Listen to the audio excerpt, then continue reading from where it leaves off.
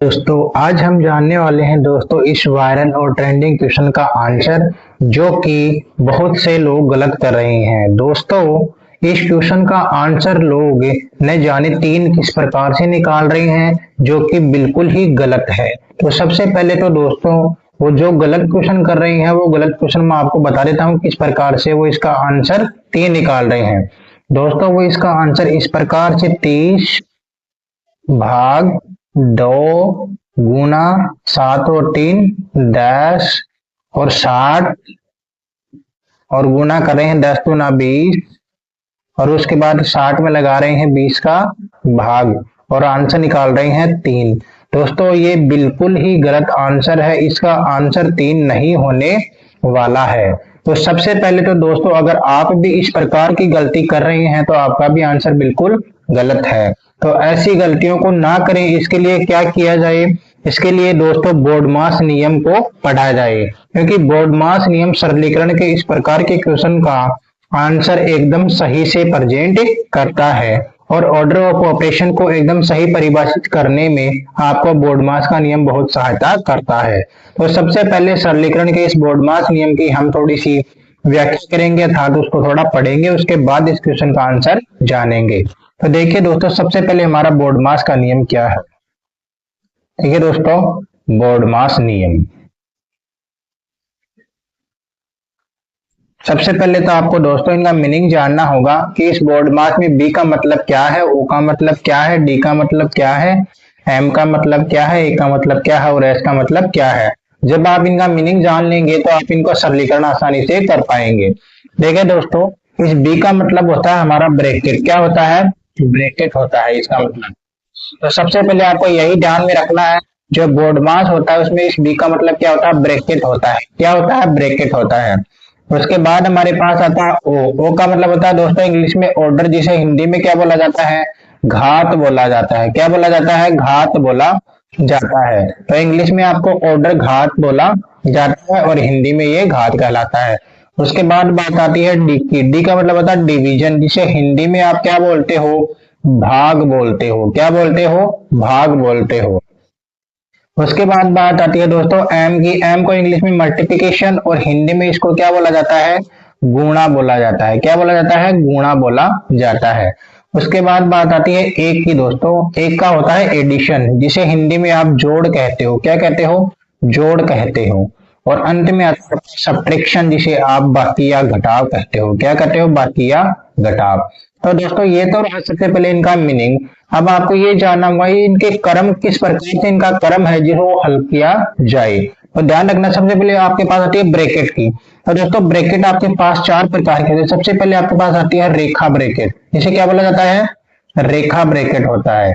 उसके बाद आता है आपके पास छोटा ब्रैकेट। ये कौन सा होता है? छोटा ब्रैकेट कहलाता है। तो ध्यान देना दोस्तों ये ब्रैकेट बहुत ही सरलीकरण में आ जाते हैं आपके पास। उसके बाद आपके पास आता है मंझला। क्या आता है? मंझला कोष्टक। ध्यान में रखना ये मंझला कोष्टक होता है, ठीक है ना। उसके बाद आता है आपके पास गुरु या बड़ा कोष्टक। क्या आता है? गुरु या बड़ा कोष्टक। तो ये चार प्रकार को आपको ब्रैकेट देखने के लिए मिलते हैं गणितीय क्वेश्चन में। तो सबसे पहले आपको रेखा कोष्टक को हल करना होता है, उसके बाद आपको छोटा कोष्टक हल करना है, उसके बाद मंझला और सबसे बाद में बड़ा या गुरु कोष्टक को हल करना होता है। उसके बाद बात आती है घात की। आपने देखा होगा कई क्वेश्चन में आपके पास 2 के पावर 2, 3 के पावर 2, 5 के पावर 2, इसे हिंदी में 2 की घात 2, 3 की घात 2, 5 की घात 2 बोला जाता है। इनको सॉल्व करते हैं। 2 लिखा हुआ इसके ऊपर 2 लिखा मतलब 2 को 2 बार लिखना है। ये है 3 की घात 2 मतलब 3 को कितनी बार लिखना है? 2 बार लिखना है। इस प्रकार से घात को सॉल्व किया जाता है। उसके बाद आपके पास भाग, गुणा, जोड़ और बाकी की संक्रियाएं रहती हैं। अब आपने देखा होगा कई क्वेश्चनों में आपके भाग और गुणा की इस प्रकार की सिचुएशन आपके पास निकल के आ जाता है कि आप ये सुनिश्चित नहीं कर पाते कि पहले भाग किया जाए या गुणा किया जाए। और यही चीजें कई बार बाकी और जोड़ में भी अप्लाई हो जाती हैं कि हम कंफ्यूज हो जाते हैं कि पहले जोड़ करें या बाकी करें।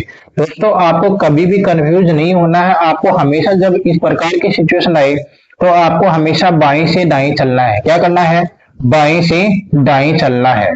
क्या करना है?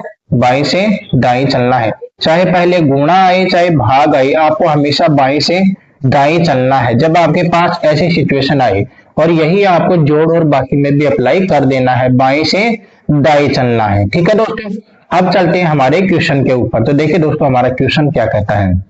हमारा क्वेश्चन है हमारे पास 60 भाग 2 कोष्टक 3 प्लस 60। तो ये तो दोस्तों हमारा क्वेश्चन है। अब देखिए इसका हल क्या होता है। देखिए दोस्तों सबसे पहले मैंने बताया आपको कोष्टक आपको हल करना है। हमारे पास कोष्टक रेखा कोष्टक तो है नहीं, हमारे पास कौन सा है, छोटा कोष्टक है। तो सबसे पहले हम क्या करेंगे, इस छोटे कोष्टक को हल कर लेंगे। तो देखिए दोस्तों 60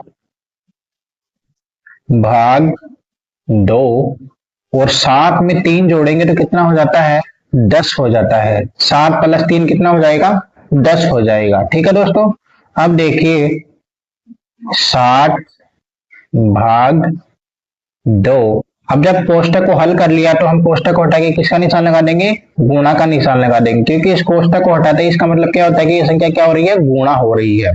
ठीक है, उसके बाद देखिए अब आपको यहाँ पे देखिए भाग और गुणा आपके पास, मैंने भी बताया ऐसी सिचुएशन आ जाए कि पहले कौन सा हल करें। ठीक है ना, तो मैंने बताया आपको हमेशा बाएं से दाएं चलना है। क्या करना है, बाएं से दाएं चलना है। तो सबसे पहले आप क्या करेंगे, यहाँ पे 60 भाग 2 है तो आप लिखेंगे 60 और भाग में 2, उसके बाद गुणा करेंगे आप 10 से। तो आपके पास ये क्रम रहने वाला। तो सबसे पहले आप करेंगे भाग। तो सीधी सी बात है दोस्तों कि 60 में आपको 2 का भाग लगाना है।